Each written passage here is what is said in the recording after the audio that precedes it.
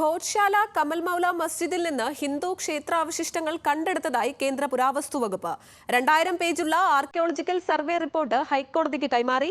പിന്നാലെ ക്ഷേത്രത്തിൽ പ്രാർത്ഥനാ യജ്ഞം നടത്തുകയാണ് ഹിന്ദു സംഘടനകൾ.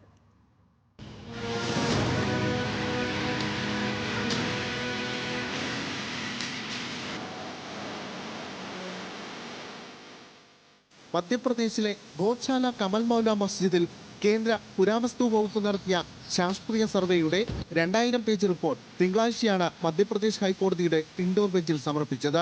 100 ദിവസത്തോളം നീണ്ടുനിന്ന സർവേയിൽ ഹിന്ദു ക്ഷേത്രത്തിൻ്റെതെന്ന് സംശയിക്കുന്ന 1700ഓളം അവശിഷ്ടങ്ങളും മറ്റു തെളിവുകളും കണ്ടെത്തിയതായാണ് റിപ്പോർട്ട് പറയുന്നത്. മാർബിൾ, ബസാൾട്ട്, ചുണ്ണാമ്പുകല്ല് തുടങ്ങിയവ ഉപയോഗിച്ച് നിർമ്മിച്ച പുരാവസ്തുക്കളിൽ 94 ശില്പങ്ങളും സങ്കീർണമായ കൊത്തുപണികളുള്ള നിർമ്മിതികളുമുണ്ട്. കെട്ടിടത്തിലെ സംസ്കൃതത്തിലുള്ള ലിഖിതങ്ങളിൽ AD 1904 മുതൽ 1133 വരെ ഭരിച്ച പരാമല രാജവംശത്തിലെ രാജാവ് നരവർമ്മന്റെ പേരുള്ളതായി റിപ്പോർട്ടിൽ പറയുന്നു. മധ്യപ്രദേശ് ഹൈക്കോടതിയുടെ നിർദ്ദേശപ്രകാരം ഇക്കഴിഞ്ഞ മാർച്ച് 22-നാണ് ഭോജ്ശാലയിൽ ആർക്കിയോളജിക്കൽ സർവേ നടന്നത്. റിപ്പോർട്ടിലെ കണ്ടെത്തൽ എന്തായാലും കെട്ടിടത്തിൽ ഒരു മാറ്റവും വരുത്തരുതെന്ന് സുപ്രീം കോടതി നിർദ്ദേശിച്ചിരുന്നു.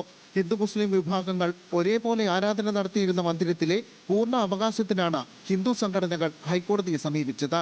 റിപ്പോർട്ട് പുറത്തു വന്നതിന് പിന്നാലെ ചൊവ്വാഴ്ച ഒരു വിഭാഗം ഹിന്ദു സംഘടനകൾ ഭോജ്ശാലയിൽ പ്രാർത്ഥനാ യജ്ഞം നടത്തി. കേസ് ജൂലൈ 22-ന് ഹൈക്കോടതി പരിഗണിക്കും. National desk, news Malayalam.